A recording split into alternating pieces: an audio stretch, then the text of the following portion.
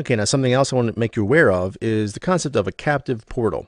Now, again, when we're dealing with public or open Wi-Fi networks, the concept of a captive portal comes into play. You may have been in a coffee shop or some location, a hotel, et cetera, where you've attempted to log on to that Wi-Fi network, and then you get some pop-up that says, hey, before you're able to access the network, you need to either agree to our acceptable terms of use, or you need to put in your username and password.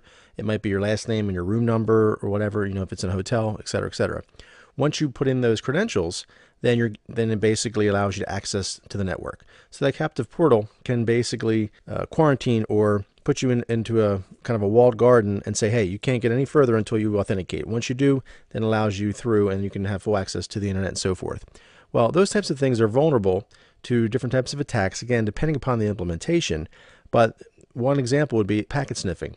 So if a hacker sits on the network and is basically sniffing the packets, once you authenticate, again, it just depends upon the sophistication of the captive portal and of the network itself, or the tool that's being used.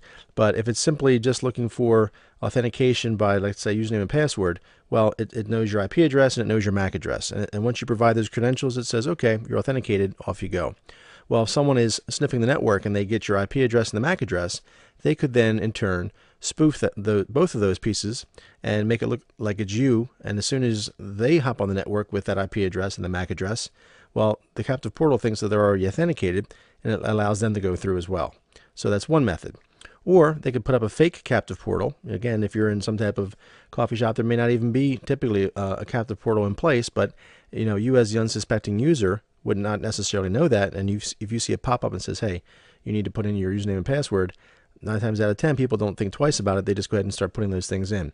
Well, those things could, in fact, again, be captured by someone sitting there just basically being malicious and capturing this information to get usernames, passwords, or whatever other things they're trying to gain from a credentials point of view.